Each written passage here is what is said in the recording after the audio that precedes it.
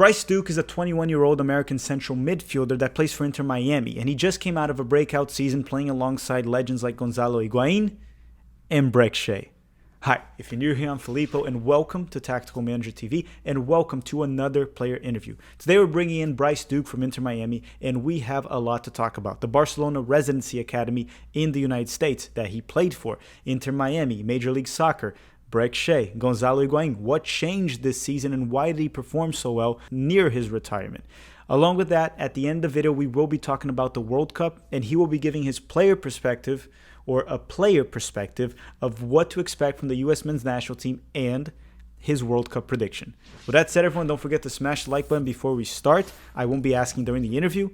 And let's play the intro, and let's bring in Bryce Duke.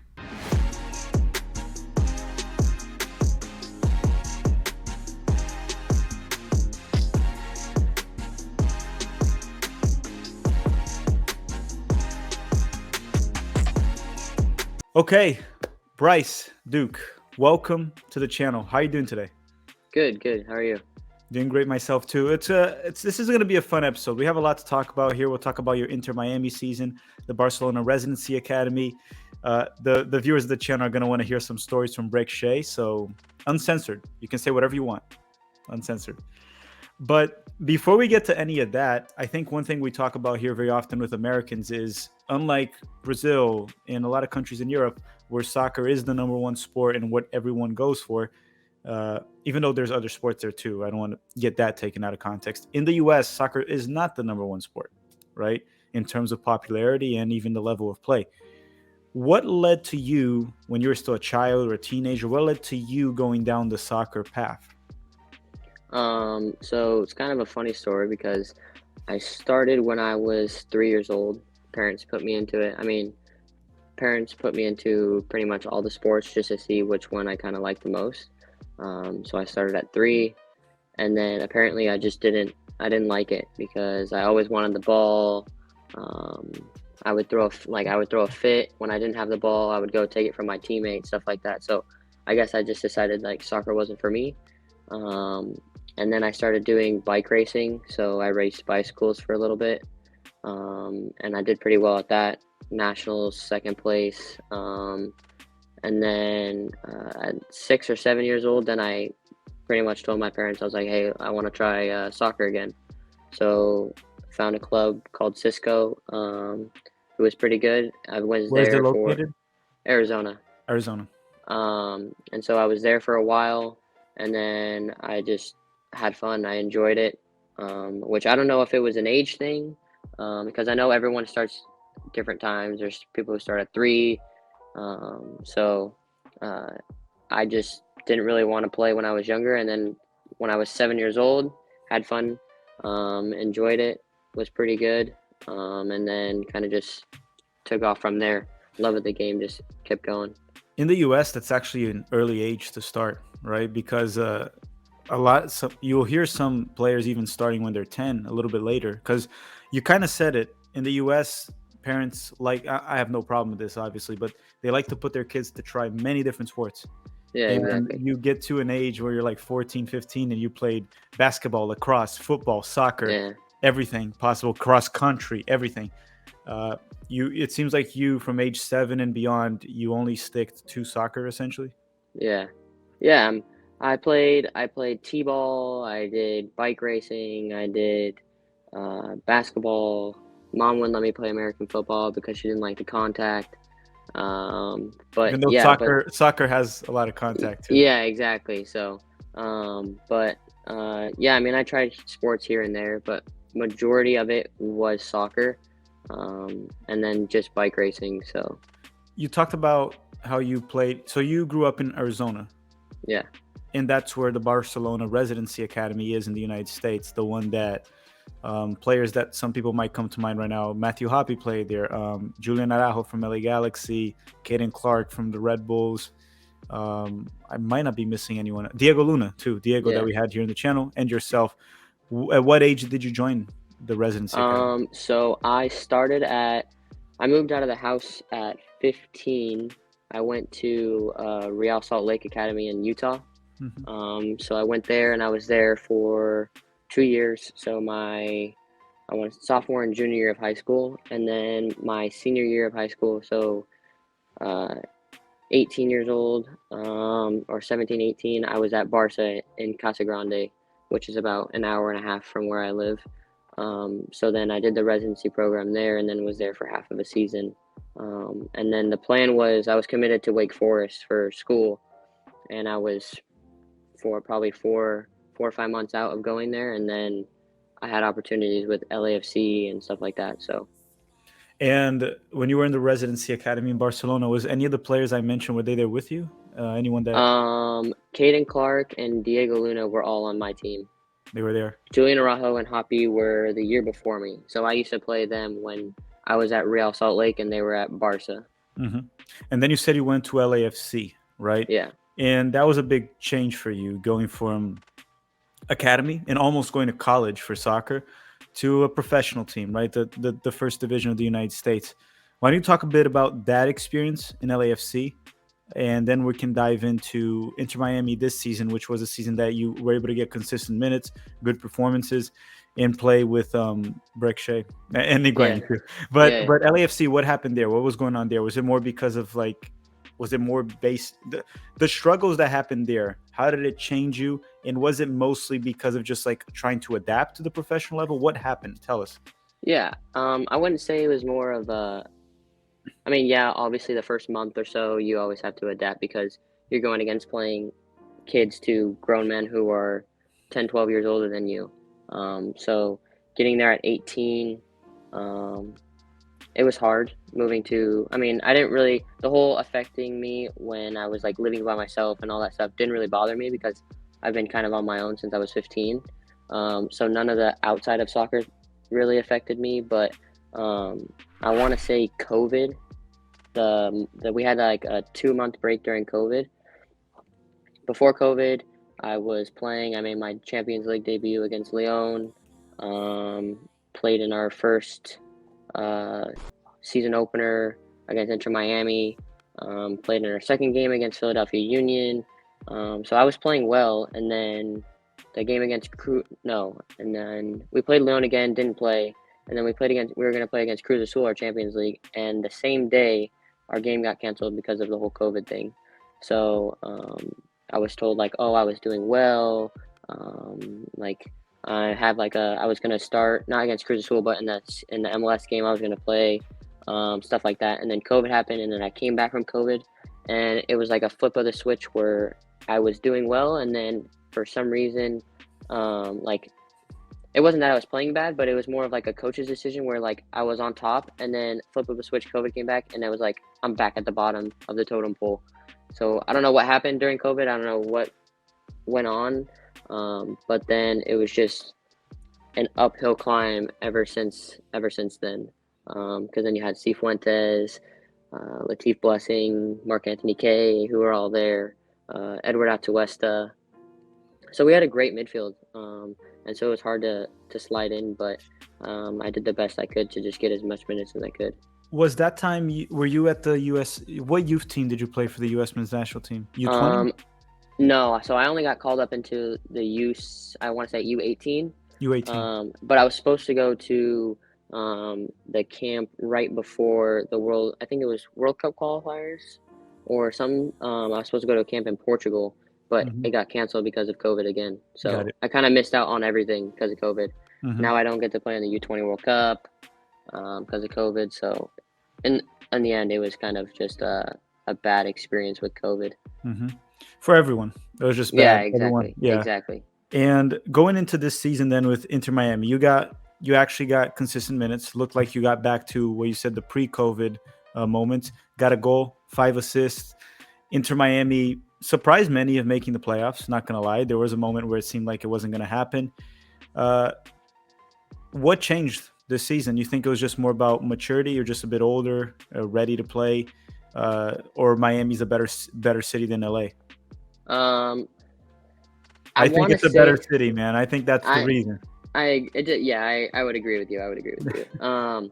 I think it's more depending on like the opportunity to play.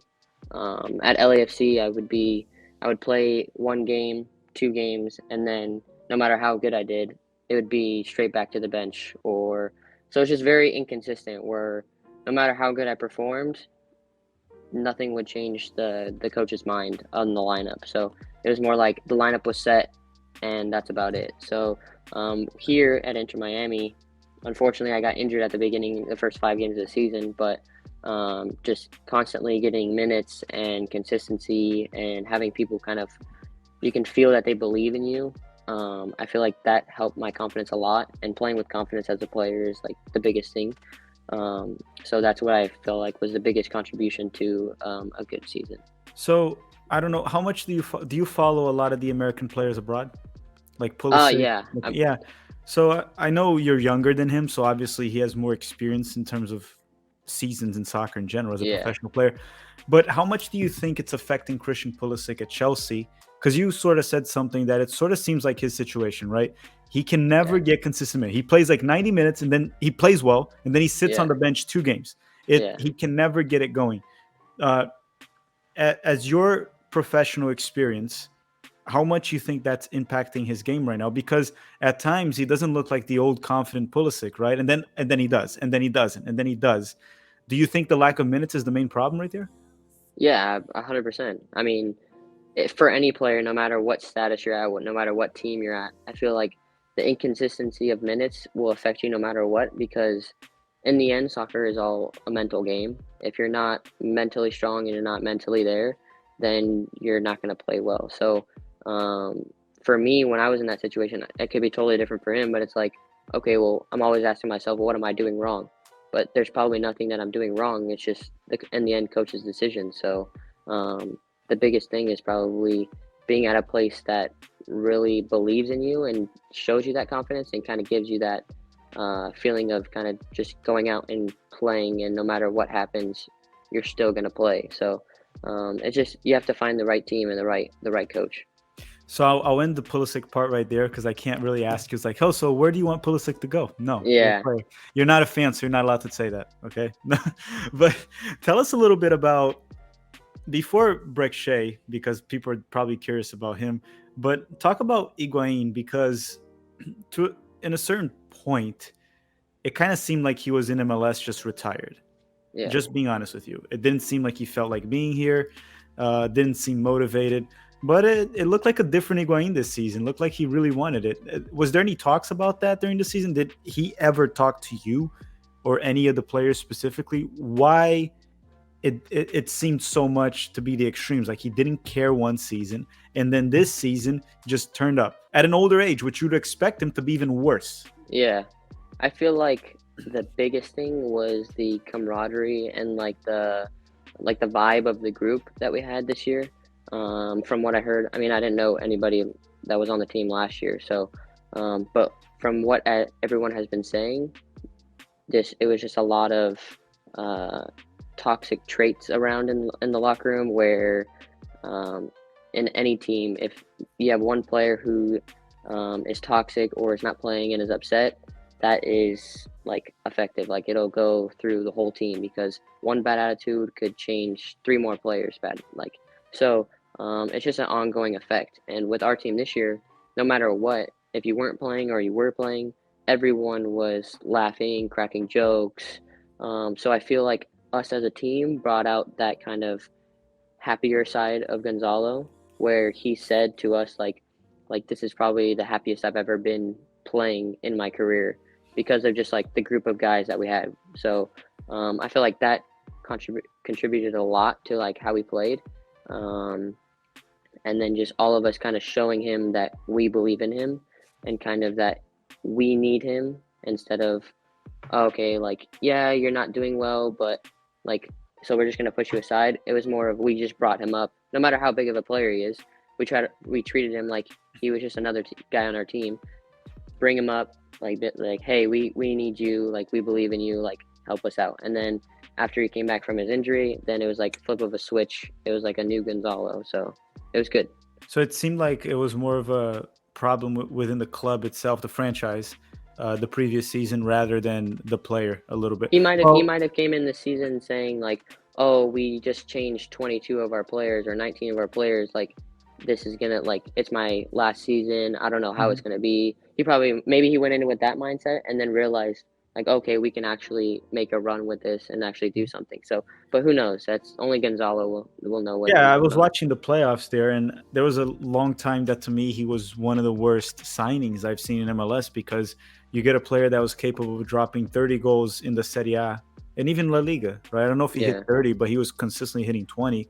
And then he comes into the league and just, I was watching Inter Miami players, like, it doesn't seem like he wants to be here. And yeah, then towards the end there, I started rewatching Inter Miami when you guys were making a better run. And he seemed much more interested, putting in effort. And even in the last game, when y'all lost in the playoffs, he actually felt emotional, right? He felt it. yeah. So it was a different side of Higuain that we didn't see in MLS till this season, roughly. What about Brek Shea, man? Because he is an interesting figure in U.S. soccer history. Been part of the national team for a long time ago. Not so long, but longish. Um, Always a little bit crazy at times, and he became like a channel favorite here. We love Brek Shea. Do you have any stories to tell us about Brek? How was he? Because he was injured for a good part of the season, Yeah, and he was catching snakes too, things like yeah, that. yeah. Snakes. I heard last year he caught an iguana. Um, so Breck and I were close. It was me, Breck, and then Indiana Vasilev. Hmm. So all three of us were pretty close.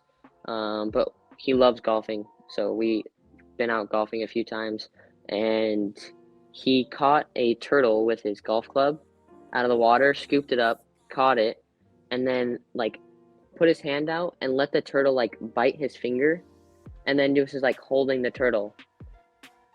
Craziest thing I've ever seen. And I like no pain on his face, just like simple, like he's like take a picture, and he just take a You see, that's why we love Brek Shea. He comes up, we get some crazy stories with him, and if you told us that story with any other player, we would call BS on it. But it's Brek yeah, Shea. Everyone's gonna say, "Yeah, he probably did that." yeah. There's Um, never a dull moment, never a dull no, moment.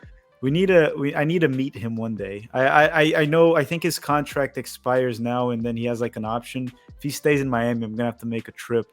Is Great there any? guy. What about Brek Shea in terms of being a group guy? Is he a? Oh Yeah. yeah, he's probably one of the best guys that like he's a locker room guy. Um, Always brings good vibes. Always smiling, laughing. No matter what, there could be something that happened to him, and you would never know because he's always like he doesn't show anything other than the happier side of him. So, and that's a good guy to have in the locker room because when the team's down or whatever, then you have him to kind of bring you up and cheer you up and stuff like that. So. Before you played for Miami, did you ever? You never lived in Florida until Miami, right? No. And had you have been to Florida before? I've been for like MLS, like playoffs. Camps, Yeah, like camp yeah, that. yeah. So because here in Florida, you heard of the Florida Man? Uh-uh. No. Well, you're gonna have to look that up later, the Florida Man. But Brek Shea, a lot of the times when we talk about the Florida Man, I remember of Brek Shea. I'll Uh, have to look it up afterwards. yeah, just careful of what you find with the Florida Man. Some of it is crazy. Usually, here's the game, and anyone watching this can try it too. You go on Google, you write Florida Man, and you put your date of birth, and you see what the news is. Usually, it's Mm, pretty damn wild, yeah. and some of them are way too crazy, over the top. And that's the Florida Man. I can't believe you live in Miami and they never told you about the Florida Man. Yeah, I've never heard of it. Yeah, I'll you're have gonna to have check to. it out afterwards. Yeah, you're gonna have to do it. See Probably see anyone who's watching. yeah, yeah. No, you definitely do have to do that. But moving aside from that, because you see, the thing with Brek Shea is I feel like you're also not telling us all his stories because some of them might be a little bit too much. So we'll keep it on the turtle one for now. Yeah, turtle one's good. Yeah, you're gonna have to make us a promise though here. Can you one day get Brek Shea here in the channel? Think you can I get will him do on? my best. Okay. Well, oh, you guys heard this. I'll send him a text after this. If you get Brek Shea in the channel, it might break the internet for U.S. soccer. That that's what we People want. have been begging for me and Brek Shea to finally interact. But one day we'll get there. We'll get there. We'll try. World Cup. Bryce, World Cup's coming up. It's the biggest sporting event in the world. I don't care what any other American says. Maybe the Super Bowl is bigger in terms of a single day event, but in Yeah. terms of sporting event, the World Cup is the biggest one. It's also every player's dream to play on it, play in the World Cup. I'm sure it's yours one day. This one, you weren't in the cycle, but maybe 2026, 2030, depending on how things go. So my question to you is this: who do you have winning? I was gonna say France before, but they've got a lot of injuries, so I'm going with Brazil. So you're watching my Brazil's channel, right? yeah. Yeah, at Brazil too. Yeah, France doesn't have Pogba and Kante. I know they're out. I think Varane also fell. Veron is possibly out. And Brazil Yeah, seems healthy, and they look like they're back. I also think I've been saying this for the sake of Joga Bonito right now, because this Brazilian generation is a bit like, not like the past one that went more towards like an European style of play. This one is more of like the flair, right? The yeah, Neymar, Vinicius, Rodrigo, Rafinha. And I think soccer kind of needs that right now. I think we're yeah. I going agree. too much into a pragmatic tactics, and sometimes you need to have some joy in it. A player that tries a rainbow flick, a player Yep. that, and I think for the sake of it, but I do want to say, do you think? And I don't know if you're not following along their national team specifically, feel free to say I don't know. I haven't followed them. What about Messi in Argentina? Do you think he can? And during his, because I know Gonzalo Higuain is very close to Lionel Messi. Yeah, which they were Um, they were here they were in Miami at our training facility not too long ago, mhm. and I didn't go to the game, but everyone told me that Argentina looks like a good contender. Hmm. So um, and everyone who I've asked, like, oh, who do you think is gonna go win the World Cup or go far? Argentina is always in the mix as well. So Yeah. and they have a good team. Yep. So we'll see. Yeah, I went through Argentina very much, but now in this one, as much as you feel comfortable answering, obviously your national team is the United States. That's the team you're going to be, I'm assuming, rooting for to go as far as they can go. Um, for this U.S. men's national team, what are your expectations of what they can accomplish in this World Cup? Because look, I can be, maybe you're a player, you can't maybe say a Yeah, lot of things I say. yeah, I've been very critical. I'm not a big fan of Greg Berhalter. Uh, I am a big fan of a lot of the players we have. I think there's plenty of talent in this team. Uh, but like looking at it as a fan, I just don't know really what to think about it. It's the type of team where I can see us with a very bad group stage exit, or I can see us being one of those dark horses and makes a run to like a quarterfinals, which with yeah. this young team would be great for me. From your perspective as a professional player, and you even know some of the players, right? Um, what are you expecting?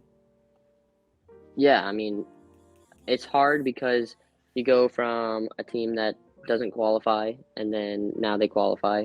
So, and then, yeah, we do have a bunch of young players. So, does that help you or does that hurt you because they've never been in that situation before? So, I personally think that it'll be tough to get out of the group stage, but I think we can do it. Um, and then quarterfinals, that would be where I would think that we would end up in. So, That's like the um, final. Yeah, I think that's a fair assessment. For us to get past, even though, I mean, you're 20 right now, 21. 21, so you definitely didn't watch the 2002 World Cup. Uh, No, I I'm was 28. one. I was very young, but I remembered the 2002 World Cup. Uh, we lost to Germany in the quarterfinals, right? We beat Mexico in the round of 16 2-0, and we honestly could have knocked them out. They had a handball with Greg Berhalter being involved, even, and that would have changed completely the outcome of the game. We probably would have gone through. Obviously, there's no certainties, right? You still got to Yeah, convert the PK, and yeah, of course, and we would have played South Korea in the semifinals. So when you put that into perspective, 2002 could have had the Brazil United States final, which is wild to even think about it yeah. today. Crazy. I don't see this happening in this World Cup. I guess a lot of it has to do with us failing to qualify and having a lot of ups and downs, which starts to Yeah, just like come into your mind. It's like, what version of this team are we going to get in this World Cup? But I think that's a fair assessment of saying that we can make it to round of 16, quarterfinals, and obviously beat England, because that's usually what we do. We don't lose yeah, to England. We don't lose yeah. to England. Which I would love to say. Oh, we can get to the semifinals. We can make a run for the finals and stuff like that. But once you get to that round of 16, quarterfinals, like games are gonna start getting harder than because we're not playing a Trinidad and Tobago or something like that. We're playing Brazil, Argentina, like top teams with top players. So, but for me, I feel like in the end, it'll come down to more of like an experience thing where people who have been there, like Argentina and Brazil, they have a group of guys who have been in those situations before, where maybe our guys kind of lack that experience. But we'll see. I Yeah. have no doubt. Since you're speaking of experience, we're almost done here, but I do want to I'm trying to get as much of a perspective as a player because I have it seen from the outside. So you talked about experience, and our team is definitely young, right? In numbers, right? Ages 21, 22, 23. If you get a player like Rain, I think he's 19 or turning Yeah, 20, Yunus Musa. But these are guys that play week in and week out in like the Bundesliga and the Champions League and the Premier League, which is essentially the level you're going to get in the World Cup. To be honest, there are teams in the world that are better than the World Cup nations, right? yeah. The Man Cities, the Bayern Munichs. Do you think that I understand it's different and nerves will be different because the World Cup is a different experience because you don't know when Yeah, you're going to be able, if you're ever going to be able to play again, right? Champions League, you lose it, you're probably going to play it again next season. You yeah, don't care. You play like 10 of those in your career. The yeah, World Cup, sometimes you play one, sometimes none. But would you agree that maybe our team is young, but maybe not that inexperienced yeah. I would agree. at the high level? I mean. Yeah. I was more saying like inexperience in a World Cup setting. Yes. So yeah, they have experience of playing Champions League and playing at high levels, but you have guys who have never been to a World Cup before. I think none of our players besides Yedlin that is going to be there. So there you go. None of them. So there you go. So it could be a good thing because everyone's excited and they're there to prove a point and they want to make a big name for themselves, or it could be a thing where everyone kind of takes a step back and kind of hides in the shadows. Where you've seen big players do that, where when pressure's on, they just hide and instead of taking like a step forward and being like the playmaker or whatever. So it'll be interesting to see, but I think that we can make it to the quarterfinals. Hmm. And I think that's everything for this interview today. It was very enjoyable. It was kind of fun towards the end to just have more of a talk Yeah, instead of like the interview part. We went through that and talk a little about the World Cup. We'll be following it closely, and we'll be waiting for Brek Shea to be here as well. And when Brek Shea is here, feel free to join with him. I think we'll do. it'll be a fun episode. Bryce, thank you very much for coming along. Thank you.